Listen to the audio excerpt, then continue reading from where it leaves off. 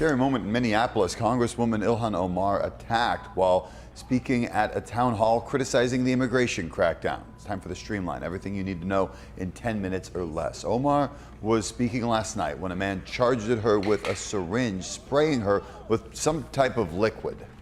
DHS Secretary Kristi Noem must resign or face impeachment.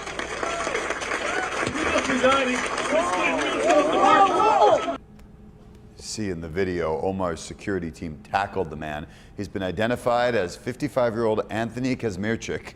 He's now in custody, charged with assault. Overnight, President Trump spoke exclusively to ABC News about this attack, calling the Congresswoman a fraud and saying, quote, she probably had herself sprayed knowing her. This attack comes as we learn new information about the deadly shooting of Alex Preddy in Minneapolis. A preliminary report from Homeland Security shows 2 agents shot Preddy after one agent yelled Preddy had a gun. At no point does the report say that Preddy tried to reach for his gun.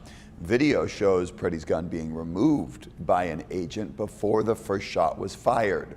Border Czar Tom Homan has now taken charge of immigration operations in the Twin Cities. The president says that means changes are coming. We have Tom Homan there now. We put him in there. He's great. And they met with the governor, the mayor, everybody else, and we're going to de-escalate a little bit. In the wake of the DHS report, several Republicans are calling on Homeland Security Secretary Kristi Noem to resign. Some Democrats want to impeach her. The president says Noem is doing a, quote, fantastic job. And in Arizona, a man is in the hospital following a shootout with U.S. Border Patrol agents. Authorities say they were trying to pull him over for human trafficking Tuesday near the border. When he finally stopped, they say he got out of his truck and ran while also shooting at agents and a federal helicopter. Officers returned fire, hitting him. The man has been identified as 34-year-old Patrick Schlegel. He's in recovery after undergoing surgery. No agents were hurt. More information about Jeffrey Epstein, a convicted sex offender, will soon be released. That's according to top leaders within the Justice Department. However, Attorney General Pam Bondi and others involved with this didn't give federal judges a specific date for when its review would be complete. Back in November, Congress passed a law with nearly unanimous backing that placed a mid-December deadline for all of the files to be put out. That deadline, of course, has long passed. Epstein died by suicide in his cell back in 2019. More than 40 people have died because of the historic storm that hit more than half of the country this past weekend. Many families are struggling to stay warm because of power outages. More than 140,000 outages still reported overnight in the South. In Nashville, Tennessee, dozens of kids are being treated for carbon monoxide exposure. Unfortunately, that rises because of unsafe heating methods during the cold. Travel is also being impacted. After a record number of cancellations, American Airlines is offering flight attendants double pay to cover extra flights today. Schools across the South and the Northeast are closed for the 3rd straight day, and a new storm this weekend could target the Northeast. Today, the Federal Reserve will announce a decision on interest rates. It's their first one since the federal criminal investigation into Fed Chair Jerome Powell began. The Fed is expected not to change interest rates after 3 reductions late last year. Rates right now sit between 3.5 and 3.75%.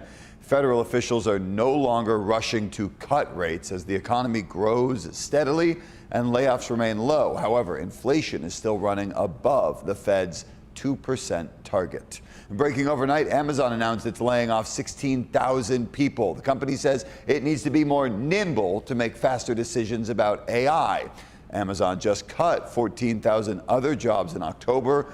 The company says it will continue to adjust staffing as needed. That could include potential hires in other strategic areas.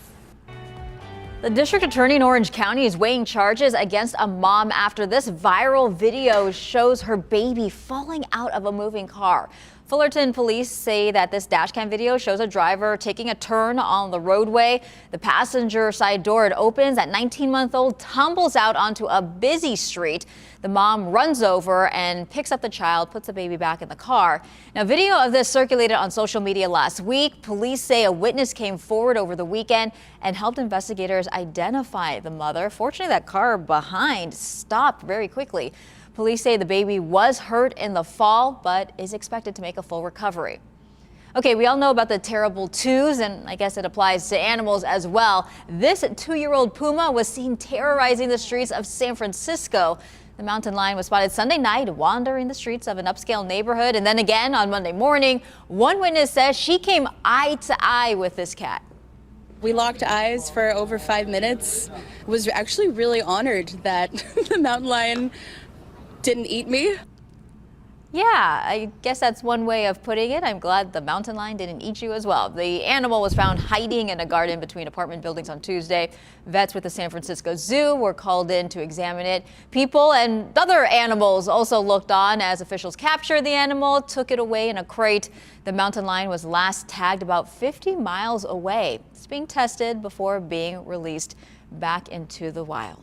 And that's your ABC 10 News Streamline. Everything you need to know today in under 10 minutes.